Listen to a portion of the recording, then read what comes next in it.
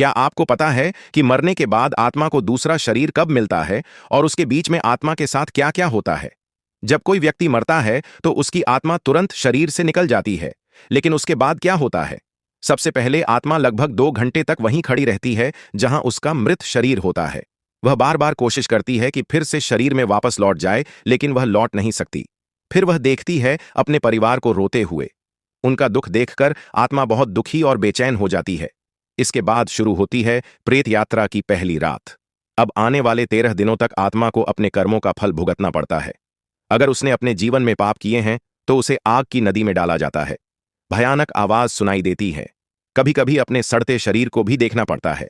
यह 13 दिन सबसे कठिन होते हैं आत्मा के लिए। वह भूखी प्यासी भटकती रहती है। हर एक पल उसे अपने कर्मों 13 दिन सबसे कठिन होते हैं आत्मा के लिए। वह भूखी प्यासी भटकती रहती है। हर एक पल उसे अपने कर्मों का हिसाब देना पड़ता है।